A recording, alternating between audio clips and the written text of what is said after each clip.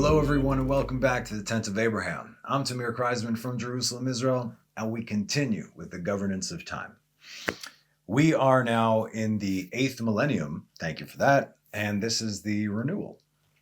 So, as we enter into the 8th millennium, we've learned that we have already entered into eternity, going into the 7th, as the world as we know it and all its governing properties are no longer part of reality, meaning as we know it today. Time and space are stripped away, and the renewal is at hand. Now, thank God for the Ramchal coming along with all his insights to reveal this great and terrible secret to us. From the Book of Rules, Sefer Klalim, he says, "Then, in the 8th millennium, the world is truly renewed. The body is no longer bound by its governing properties and all its shortcomings. Weaknesses and deficiencies are gone, when all that is left is the true and absolute governance of the soul in the purest form.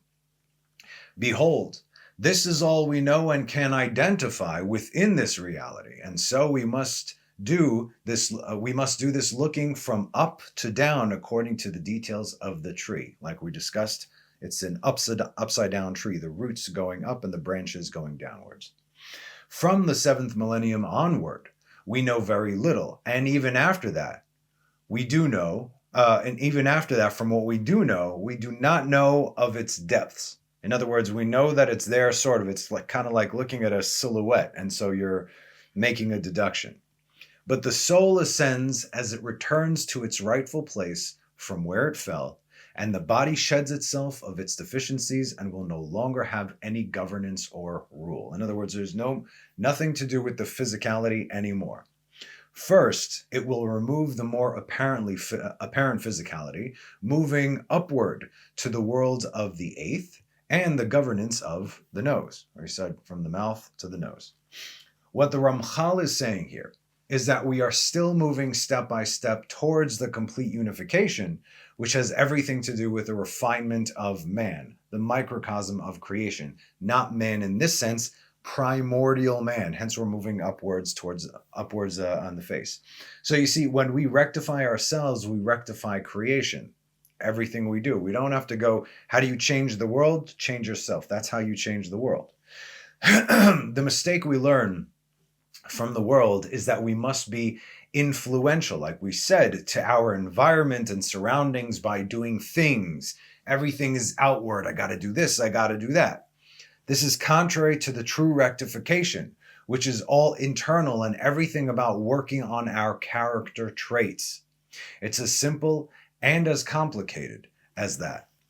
The world in Hebrew is midot. Please, this is very important for everyone to learn. Midot, which literally means measurements. Midah is to measure. Limdod is to measure. So that's the literal translation of it.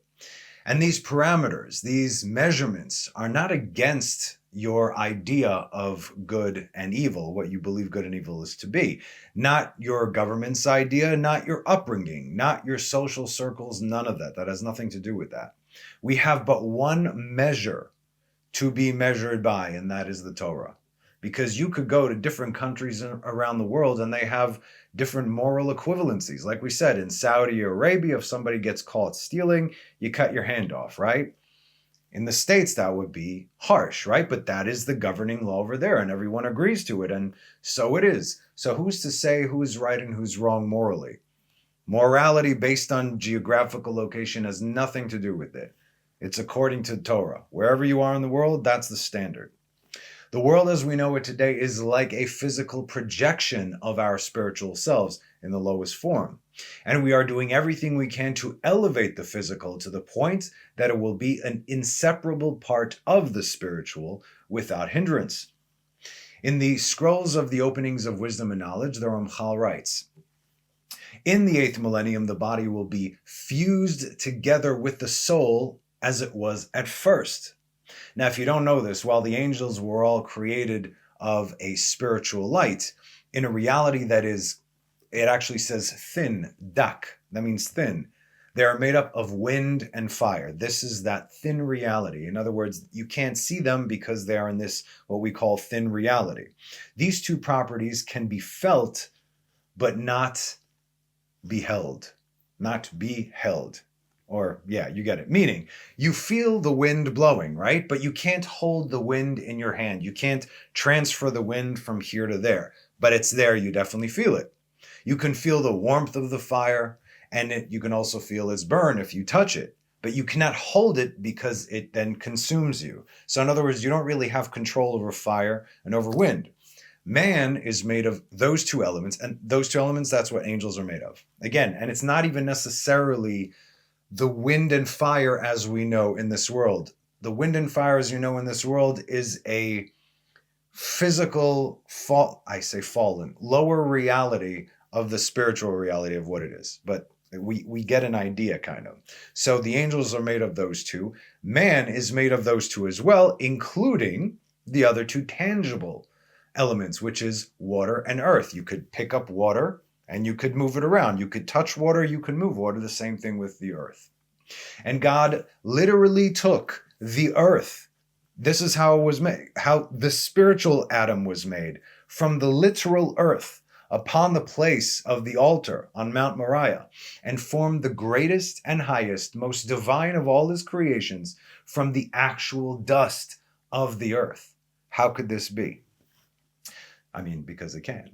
The initial greatness of Adam, filling the entire space of reality, was in fact both the physical and spiritual in perfect harmony. You see, we think that physical is bad, but it's just because it's out of sync with the spiritual. Everything that God creates is good, right? So God said on the sixth day, Akol tov, it's all good, baby, right? So that means there is no fallen physical reality. It's out of sync with the spiritual reality, which is what we're trying to do right now, elevate the physical. So that's why he combined the super, super highest point spiritually, and then also the lowest point physically with the dust of the earth from that specific spot, and combine them together. That was to create man, the microcosm of all of reality, of the universe. The initial greatness of Adam, like we said, filling the space of reality, physical and spiritual connection in harmony, or in order to bridge between these two realities, elevating them both. That's the Adam. Adam is also Ma. The name Ma, Mem He, is 45. Adam is 45, to bridge the physical and the spiritual. Also, combine them, yes? Unite them. Now, case in point, the Torah is all spiritual, right? Where did the Torah come from? The Torah came from Shammai. Moses went up to the heavens. The angels didn't want to give them the Torah. God said, tell them why you need to have the Torah and not them. The Torah is the Torah is the blueprint of creation. Everything that ever was and ever will be is in the Torah. We cannot comprehend this because we see writings, stories, he did this, he did that, they built this, they did that, they went to war here, he did this, and so on and so forth. But it's so much deeper than that, obviously, right? So the Torah is all spiritual, but it can only be fulfilled in this fallen, right? In this physical world. How could that be? This is the point that we're trying to make right now. Why does the 8th millennium correspond with the lights of the nose? Because we read in Genesis 2:7, and the Lord God formed man of the dust from the ground. Vayetzer Adonai Elohim, name of mercy and judgment, et ha'adam afar min ha'adama, dust from the adama, from the earth. Vaypach be'apav, boom, be'apav, his nose. He breathed into his nostrils the soul of life, nishmat chaim. This is where we see neshama, because there's only one soul ever created. And man became a living, it says living soul, but it's nefesh chaya.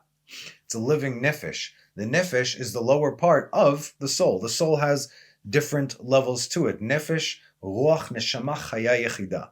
Okay? But God created one neshama, that is Adam, and then afterwards, when there was a sin and the expulsion, the pieces, they shattered, and now when you see this person's neshama, that person's neshama, they're all part of the neshama of Adam, because we are all fragments, and then different levels of fragments, and so on and so forth. So we see dust, physical, we see spirit, and this is how God created the soul. Amazing. So the soul is actually made up also of physical properties, but purely refined physical properties. And so, in the beginning of creation, as the lights of the nose are revealed, we see the finer aspects of creation, that the vessel, that is the vessel, and the light that it holds are actually one. So we think the vessel, okay, the vessel that is the body that holds the light, the neshama, and therefore the neshama is higher, right? Because the vessel is a physical thing. But here we're actually talking about that the vessel and the light that it holds are one, indistinguishable. Think about that. At the end of the cycle, the body fuses with the soul, and they become one once again. And that is where they, or rather at this point, it ascends. Now, try and imagine this. Because all we can do is try and imagine this. But could you imagine your body being as holy as your soul? The body is equal to the soul and the vessel equal to the lights it holds. We are quite literally going back to the beginning. As the Ramchal says in Resha and Seifa, the beginning and the end, at the end of it all, there will be knowledge of the beginning, since it will be brought to the end, so all can see the comparison, that they are in fact one. Meaning that the completion of the true revelation is the complete comparison. In other words, once that revelation takes place, we now will have not only sight, knowledge, knowing. This is knowing. Everything that ever was created from the beginning to the end, all laid out. We are going to be able to comparison, because right now we're just looking at bits and pieces, and everything we interpret is based on where we come from as individuals. We could read it according to this person's opinion and that person's opinion, and that's why it's so important to read the sages over the last 2,000 years, because it fills this gap and this understanding. They expound and expound and expound. It goes outward, yes, but it actually goes inward, because we're going back to the yichud, the singularity. So this enriches our Torah study, our Torah understanding, what it is, what is Jewish life, why we do every halacha, why halachot are so important. Not just, who cares about that little thing? If you actually, I just heard again this morning, there was this kid who died and he came back in 2015 and he gave this unbelievable testimony. He says, you wouldn't believe, like he was in the heavenly courts, he says, you would not believe the kind of sachar, the kind of merit that you get, even if someone asks you, excuse me, what time is it? And you're like, it's 2. You wouldn't believe how much you get just for giving a person who asks you a question in the street an answer, let alone if you do a mitzvah, if you do a command, if you actually go out of your way and do an act of kindness. These things, he goes, they are unimaginable. You cannot fathom these things. He also mentioned the concept of eternity. Again, thank God, I just saw it this morning. He says, I was part of nitzchiyut. I was part of the eternal. We can't understand this. Like all the things that are over here and all the things that I also on a small scale experienced when I had my revelation in 2015. Oh, wow, it was the same year. Interesting. Okay. You could watch that video. It's in my story thus far on the channel. But he says you can't understand what it is because we're not part of it, but I was part of nitzchiyut. I was part of netzach, the eternal, meaning you're not bound by space and time. And that is actually in the soul. The soul is not bound by space and time. So he says, I saw everything. I saw through everything. I knew everything. He was right over there. And he says, you cannot understand this in this reality. So we cannot.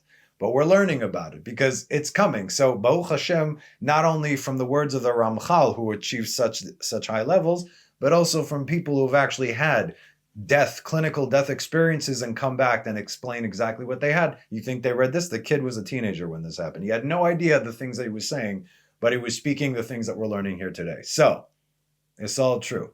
Anyway, let's continue. So like we said, that all created beings will be able to see the entire timeline from the beginning to the end for the sake of God's glory and righteousness in every judgment that has ever been made. That's why is God doing this? Why did God do that? You're going to see everything and say, Baruch Hashem. It is perfect. Ramchal continues, and you will see that in the 7th millennium, there will be the revelation of the end, and that is the rest that comes after the toil, the menucha, the rest that comes after the toil. Now, I want to explain something here before we continue. The words in Hebrew for the rest that comes after the toil are hu menucha haba'a achar hatorach. Okay, menucha, lanuach, to rest. Haba'a, that comes, achar, after, hatorach, to toil, to put in effort. This is important because what we are commanded to toil in this world, what are we commanded to do? This would be the Torah, right? Not just learning, but learning for the sake of doing. As we've learned, to learn for the sake of learning and not doing it, it would be better if that person was not born, because what are you doing with that knowledge, right? You have to put it into play. You have to put it into practice. That's why our sages say that every time you learn something, see the smallest thing. If you learn some sort of moral or some lesson, let's say, from the weekly parsha, take that with you that week. See how you can implement it into your life. That way you are taking the spiritual and you're fusing it into reality. You're making the reality more like the world to come rather than this world. And you get to do that. It's an incredible schut, a merit to be able to partake in this. I mean, again, we all do it, but we're not even aware of it. And the moment you become aware, it is so humbling. The fact that like any small thing that you do, it matters so much. And we're going to see that. So right now we have to believe it. We have to have faith. But in the end, there will be knowledge and you will see everything that was done. Don't let these times slip by you. We're so close to the end right now. Anything that you do will make a difference. Okay. Anyway. And what is called menucha, rest in the Torah? What is menucha? Shabbat, from the Ten Commandments, Exodus 20:11. Ki sheshet yamim asa Adonai et hashamayim ve'et haaretz, et hayam ve'et kol asher bam, vayanach bayom hashvi. Vayanach, menucha. For in 6 days the Lord made the heaven and the earth, and sea and all that is in them, and he rested on the seventh day. Therefore, the Lord blessed the Sabbath day and sanctified it. Al ken berach Adonai et yom hashabbat vayikadshehu. And so, for the 6 days of the week you shall toil, and on the seventh you shall rest. And the same toiling for the 6,000 years, entering into the seventh in order to rest. When people realize, and then we start climbing from there. When people realize the meaning of this, that it's already going to be too late. Okay, that's what I'm telling you right now. Focus on this. Everything that you're doing, focus on making this world better, doing this for the sake of heaven. The things that you already do, okay? Even a smile, when you smile to a person, it makes a difference. If a person asks you for directions, don't tell them, yeah, go down there and make a left. Say, go down there and then make a left. Those hand gestures, anything that you can do, anything, it all counts. When people realize the meaning of all these things, it's already going to be too late. But our sages use these same words in Masechet Avodah Zarah 3:1. It says, the Gentiles say before him, Master of the universe, give us the Torah afresh, and we will perform its mitzvot. This is already when it's going to be too late. Because now they see a glimpse of what Israel will receive. This is already in the end days, meaning this is still in the 6th millennia. Then the Hebrew says, Amru lefanav, ribono shel olam, tena lanu merosh v'na'asena. You need the Hebrew. I'm going to make a point over here. So literally give us from Rosh. Rosh means head. Bereshit. Rosh. Right over there. In the head. In the beginning. As in, give us the command. What is the command that the Gentiles want? To blow the shofar on Rosh Hashanah, and we'll do it. So, we've seen plenty of foreign religions loving to blow the shofar whenever, though no one commanded them to do it. To do any of it. There are also specific times when you can blow the shofar, right? People blow the shofar. There's a specific time, even a specific time of day. You're not allowed to blow the shofar at night. There are times where you don't do it, but they really like to do it. It excites them. Okay, so they say, yeah, we like to do this. Give this to us. Give us this command. The Holy and Blessed be He says to them in response, Shotim Shebaolam, fools of the world. You need to earn your Shabbat. I don't know where you get the idea that it was owed to you, or perhaps this is not God saying, this is my interpretation. This is not owed to you. You need to earn it, right? Everything is, like they like to say, oh, it's not by works. But guess what? Then that is exactly contrary to the Torah. It is all by works. God gave us the things to do. Even God put Adam in the garden in order to work. It's all about the work. That is how you rectify this world. That's great that you believe, but your faith should motivate you to do. It's all about doing. This is how God created the world. It's right there in Genesis, even before any laws were given. First thing is, go to work. Do it. So perhaps someone came along canceling God's word and said, hey, it's all good. You don't have to do it. It's already been done for you. Oy vavoy. This is why God will say, fools of the world. Who told you this? Do you think you can request this? Now it continues. One who toils on Shabbat Eve will eat on Shabbat. But one who did not toil on Shabbat Eve, from where will he eat on Shabbat? Mi shetarach be'erev Shabbat yochal b'Shabbat. Mi she'eino tarach be'erev Shabbat eino yochal b'Shabbat. You have to do the work, otherwise you don't deserve the rest. You don't earn the rest. The word torach is not just toil. It also means to struggle because you got troubles. Not only the troubles of life that had been decreed upon all men since Adam, we could see in the curses over there, but why do my children have to deal with you guys as well?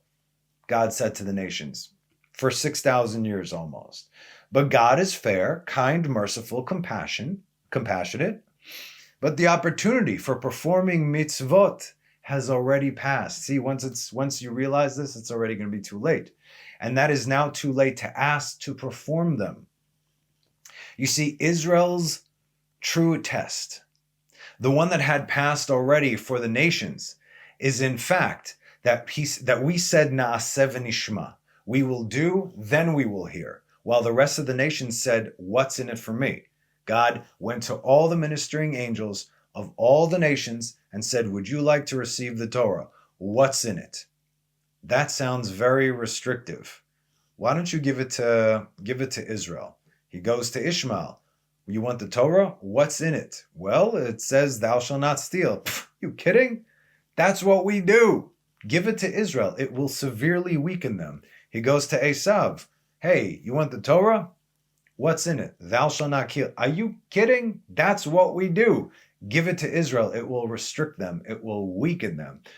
In the end, all the nations, why did God do this? So in the end, the day of judgment, or even actually before, all the nations are going to stand, oh God, you're going to call out with the name of your God, and we'll call out the name of our God.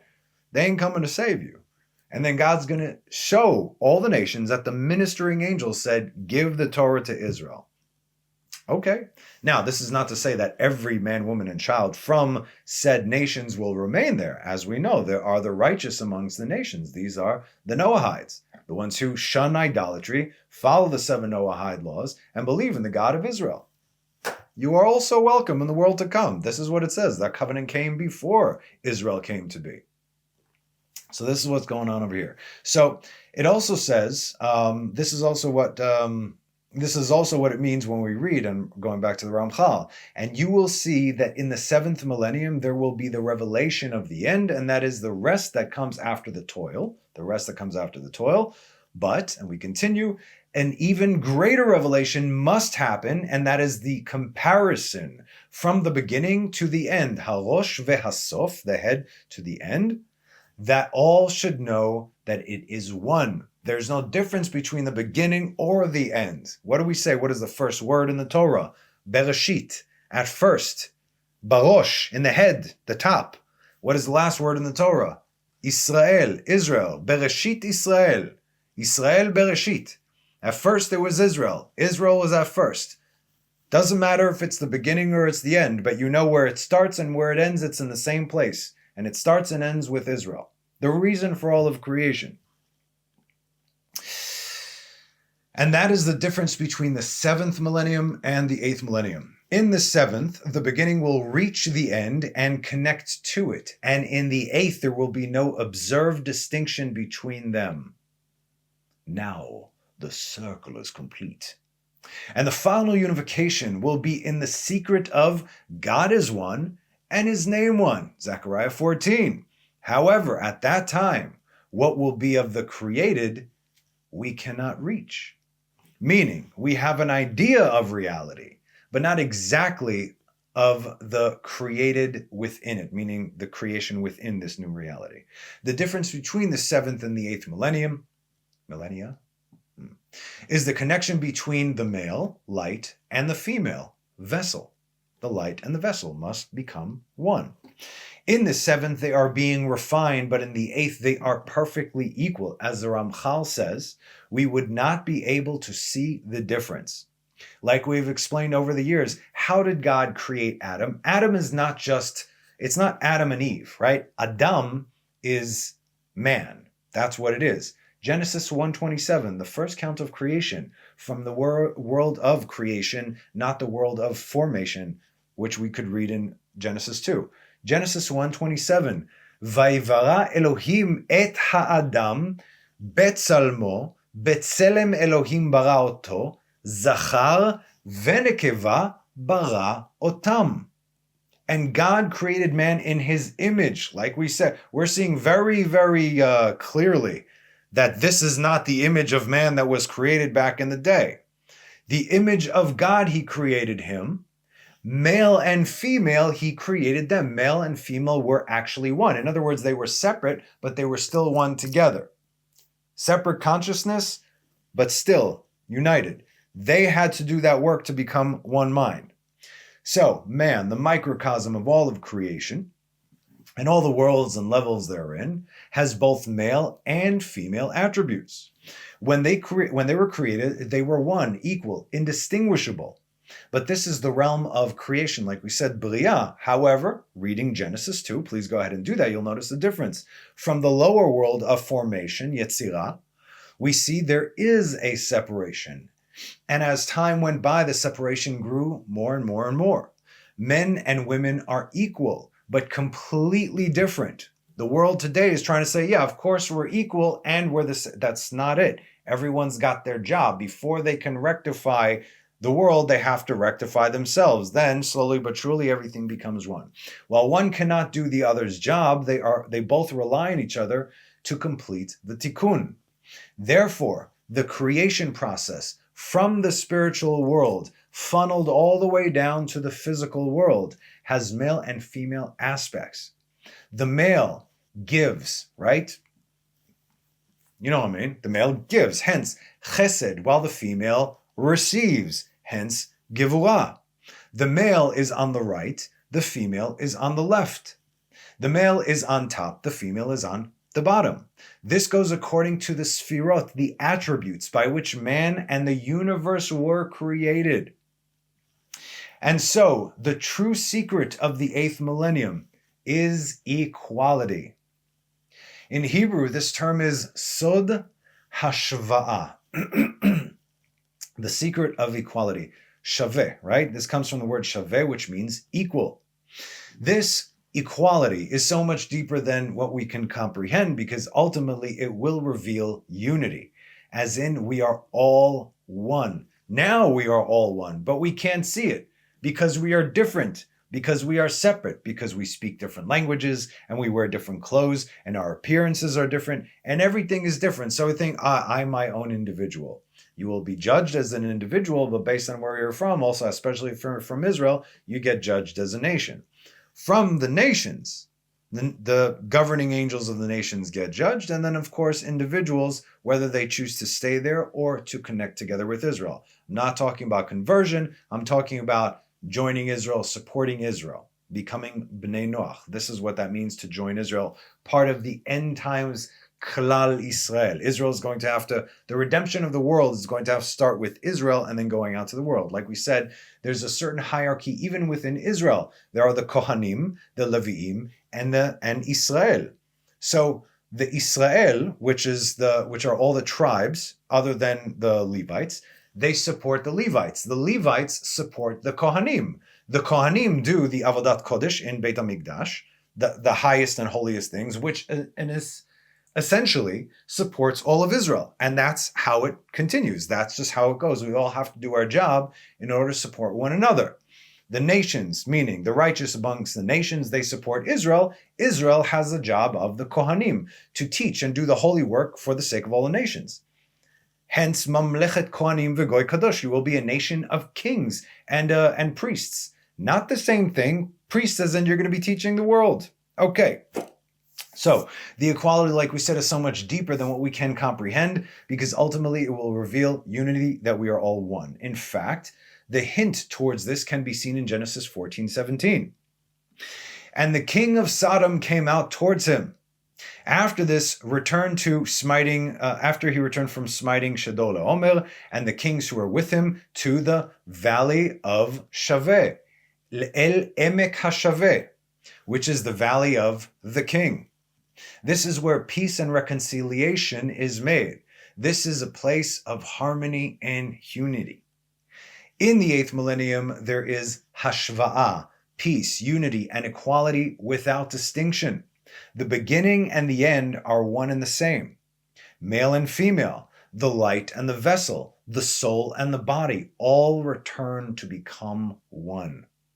And that is the secret of the complete equality, hashva'ah hashlema. Excuse me. Quite the contrary from how we have the world today, a world full of dualities. The world of male and female will exist throughout the 7th millennium, but in the 8th there is a renewal of the world, meaning a new light will shine upon the soul for all of eternity. As the Ramchal says in Adir B'Marom, know that the eternal reward is that the soul will draw for themselves a new light always, meaning non-stop. And the secret of it, in regards to Kalat Moshe, the bride of Moses, which we have explained in a different place, says the Ramchal. Fortunately for us, we have the source of this different place, and that is from the hidden secrets of the Ramchal, under the title of The Secret of the Divine Chariot, the secret of the image of man, and the secret of unity. Let's see what he says, okay? Here he says the following regarding the unity of male and female. He says, divinity is within the aspect of male, since it influences, it gives, and those who receive are from the aspect of female. There are 3 female aspects. 1, the Shekhinah, the kingship, Malchut, within the luminaries. That is the lowest sphira, because Malchut receives all the colors, all the attributes. It's unique properties, that it has no color of its own. Like we said, it is black, therefore it absorbs everything. But what it can do, what the others cannot do, is that it can absorb everything and hold it all there, unifying it all. So everything gets unified over there in the feminine aspect of Shekhinah, Malchut, kingship. 2, Knesset Israel, the entirety of those who are not God are tied to her. Again, the entirety of all those who are not God are tied to her, meaning from all aspects of creation. And 3, Kalat Moshe, the bride of Moses, which is the expansion of the Shekhinah, where there can be a unity of the souls who become masculine as a result. We'll explain. As we know, Moses was the equivalent of all the souls of Israel. The original 600,000 men, ages 20 and up, like we said, and it was by his merit that Israel connected to the Shekhinah as they did. Because Moshe, it says, Moshe was married to the Shekhinah, if you will. Later on, that conduit would be David. When it comes to the ingathering of Israel, the Knesset Israel, right? All of Israel rallied around David. And even people from the nations, they came to serve with David in the army. They came to they came to work together with Israel. So you had many different people from the nations with the ingathering. That is Knesset Israel under King David. Now, I have to explain these concepts here for your understanding further, okay? Believe me, I'm trying to shorten them as much as possible because, like you see, I'm giving you a concept that is taken from books and books and books, and you need to understand all of them in order to kind of make sense of this. So I'm trying to shorten it as much as possible, so forgive the flow, okay? But now, as we know, let's get back to Adil Bamarom. Know that the eternal reward is that the souls will draw for themselves a new light always. And the secret of all this is regarding Kalat Moshe, the bride of Moses, which we have explained in a different place. So we just read that. For the Shekhinah becomes the mate, the female, to each one of Israel. As we know, wherever Israel are today in the world, the Shekhinah rests upon every Jew. That's why the Jews, guess what? Surprise, surprise, have to be together in the place that God said Jews need to be in order for the ingathering to be complete. You want to help Mashiach along? Okay. As prophesied in Isaiah 57:2, he shall come in peace. They shall rest in their resting place. Whoever walks in his uprightness. Yavo shalom, yanuchu al mishkavotam, holech nechecho. Walk in his uprightness. And this is the main function of the righteous, that the Creator, blessed be He, gives them a reality by which they themselves can draw directly from the holy light. Meaning that the soul will cleave to the Shekhinah through the renewal of the supernal light, where they are now one. So there's going to be no difference between our soul and the Shekhinah. No, we can't imagine that, but we can think about it. As the Rashbi says, Rabbi Shimon Bar Yochai, the faithful spreading or linking, and that is their joy, the aspect of completion, that is light. That is the light that is revealed to the righteous. This is the way of the revelation. Every day the righteous draw the new light as they continue to connect it to the Shekhinah in the secret of their mate, and then it begins to spread outwards. In other words, first, I'm working on myself, in layman's terms. Then, once I am refined, all of a sudden I start to radiate. The righteous draw in this light, and then all of a sudden that light from them, now you become a conduit, and it starts to spread outwards, which is when the completion is revealed, and they are the worlds which the righteous inherit. So it's like through Torah and mitzvot, the righteous create their own worlds in the days to come, in the years to come, in the future. Now you're going to love this part. Behold, until the end of the seventh millennium, we can understand that there is an aspect of zivug, mating, coupling, unifying, in the spiritual sense, of course, because there is still a difference between male and female. They're still not one, but every time that's one. But afterwards, this becomes the aspect of equality, and we cannot conceive exactly how this is. No, we cannot, but we're reading about it.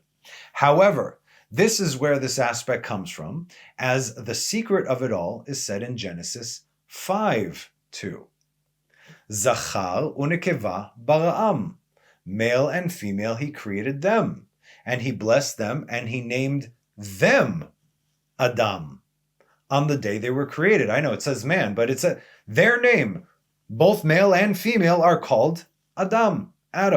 And then obviously, like we said in Genesis 2:28, and God blessed them, and God said to them, be fruitful, multiply, go to work, fill the earth and subdue it, and rule over the fish in the sea and over the fowl of the sky and all the living creatures that crawl on the earth. You have work to do. That's great that you believe, but if you don't do the work according to the Torah, it would be, and learning Torah, it would be better, says our sages, if you were not born. Now, do you understand the brilliance of this? We are, as we said, returning to the levels of Adam before the sin in the seventh, and now in the eighth. We are already to the level of the original task, tikkun, rectification, purpose, and what have you, that Adam, male and female, had to do. We're going back to that level in the eighth, meaning male and female, he created them. They are one, inseparable, and now they are going to multiply. New souls are coming to reality. Like the Ramchal said, once the light is renewed and connects to the soul of the righteous, it now begins to spread outward, creating and filling not one world, but all of reality and everything in it. We understand from this that there is a unification of sorts of male and female in the 8th millennium, the righteous with his mate, even though the secret of equality is now revealed. But the reason for this unity at this level in the 8th, this is unknown to us. And not only that, the essence of this new light that is drawn into the soul and that is drawing the soul into the world of eternity is also unknown to us. In other words, we understand concepts of, we're putting the pieces together. There's still a lot we don't understand, but we're using process of elimination. This is how the Ramchal is getting to where he's getting. Not only that, also, like we said, based on coming down from the roots, upwards, downwards, what the Rashbi was working on, he's working downwards, upwards. So he's completing those gaps over there. Now, again, if you don't understand how the Ramchal came to these understandings, it's like this. Breaking down exactly what I said right now. We have received the pathway from the beginning to the end. The beginning, these are the 70 tikkunim. Excuse me.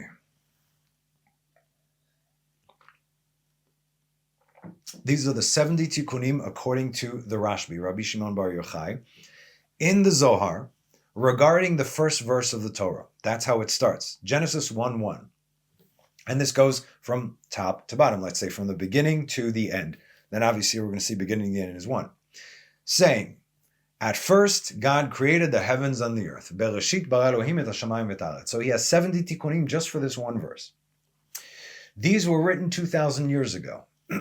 And the Ari, 1,500 years later, meaning 500 years ago, gave a tremendous amount of understanding and insight, continuing the thread until the Ramchal came along, 250 years later, 250 years ago also, to complete the thread in his 70 tikkunim. I have a book, the 70 tikkunim of the Ramchal. It's all about the end times and Mashiach ben Yosef and Mashiach ben David and all the tikkunim that have to take place. In fact, you're supposed to read it from the birth and death date of Moses, which is the 7th of Adar, one every day, going all the way until Erev Pesach, I do believe. Anyway, he writes regarding the last verse of the Torah, Deuteronomy 34:12. And all the strong hand and all the great awe which Moses performed before the eyes of all Israel. Like we said, the last word in the Torah is Israel. The first word is Bereshit. Bereshit Israel, Israel Bereshit. You get it. Connecting the upper and lower worlds. So we see the connection between the worlds and the worlds in the 5 books of Moses. This is the Torah that was given to Israel, which holds the secrets of infinity and all of creation. But like we said, the reason and essence behind this unity is unknown for us, for now.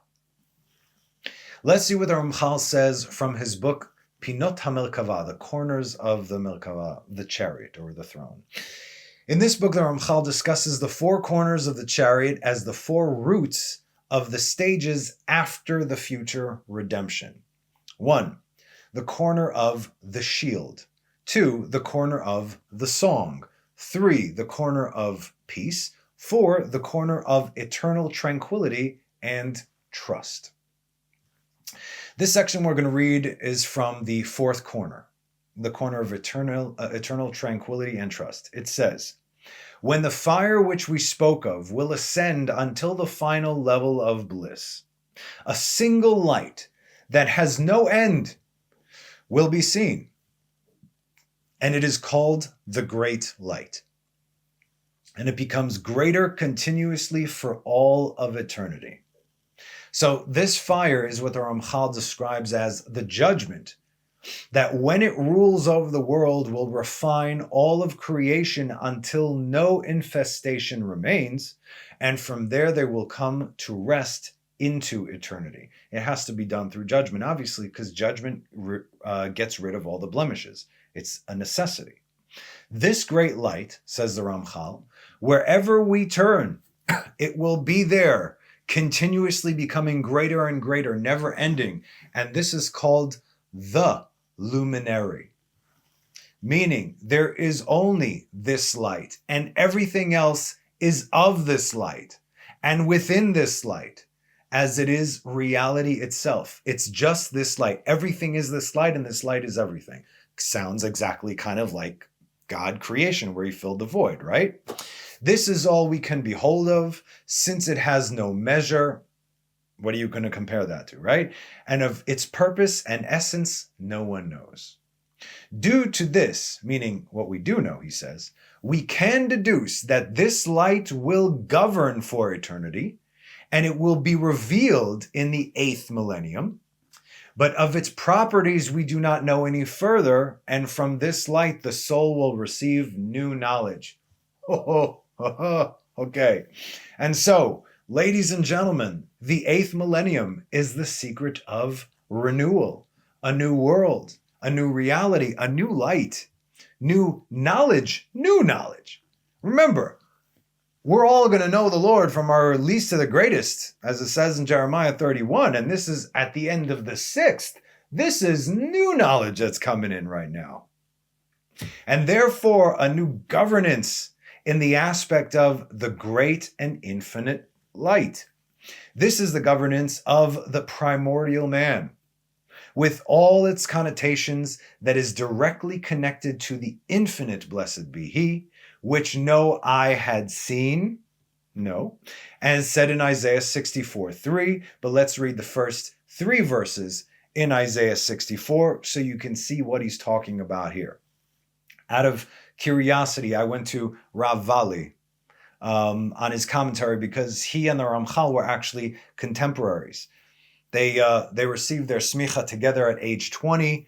Brilliant, and at the same time, same place, same yeshiva. In fact, the understanding is that Rav Vali, Rav Moshe David Vali, is the one that inspired the Ramchal to get into the hidden secrets of the Torah and the Kabbalistic secrets over there. So he was his inspiration over there, and then obviously the Ramchal became the Ramchal. But wow. So I went into Rav Vali to see, because of their connection. So pay attention to the levels of ascent and the stages of redemption, the changes in the governance of reality, and the revelation of the light. I'm just reading right now from Isaiah, okay? Isaiah 64. We're going to read verses 1, 2, and 3. And look, after this explanation, you're going to see it in the plain text.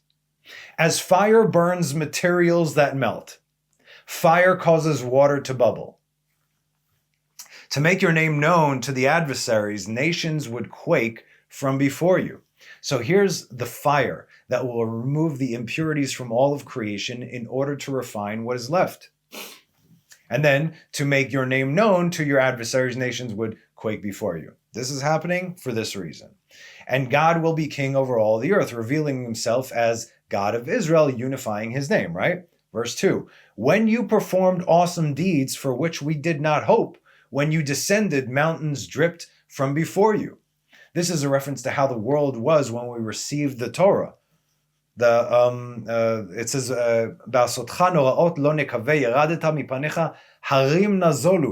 the mountains literally became liquid, melted away like wax. So this is what it was. What is explaining when we received the Torah, which we've learned is a hint towards the second and final large governance, the final redemption and the renewal of the world, as the truth enters and the world as we know it loses its form. Verse 3, and whereof no one had ever heard, had ever perceived by ear, no eye had ever seen God, beside you perform for him who hoped for him. Ume'olam lo shamu lo ezinu, ain lo ra'ata Elohim zulatcha, only you. And whereof no one had ever heard, hinting towards the gathering of the lights that had never been gathered like this before. Had ever perceived by ear, hinting towards the rectification, as a rectification such as this had never been done. And from the word moznaim, ozen, ear, moznaim, has the word oznaim, ears in it, but that's scales, balance, right? Your equilibrium, if they're off, you fall. Oznaim, your ears balance you. As in balance, equality, like we discussed. Everything is now balanced, both the physical and the spiritual. No eye had ever seen God besides you. Even the angels who are closer to the Shekhinah and who carry the throne of glory, even they had not seen this great light. This great light is specifically for tzaddikim. Perform for him who hoped for him. This light which was prepared for the righteous, the tzaddikim, who hoped for God in the time of the exile, as all these lights will be new to the world. You can tell they studied together. So this is the explanation according to Rav Vali. So it kind of fits with what the Ramchal is saying. What the Ramchal is saying ultimately is that primordial man is beyond any kind of governance, as we can read in Genesis 1, in the image and likeness of Elohim. And so, the features of the face of primordial man, which are, as we said, the seventh, that is the mouth, the eighth, that is the nose, the ninth, the ears, all these are just the projection of light coming from the source, which can lead us to the hidden world of primordial man, all of which we will attempt to explore in the next class when we discuss the 9th and 10th millennia and sum up everything that we've learned in this series. So as always, I hope you guys enjoyed this. Thank you so much for joining me. Have a wonderful rest of the week. Have a Shabbat Shalom. And Sunday night, we light the first Hanukkah candle. So have a Chag Chanukah Kasher V'Sameach. See you next time.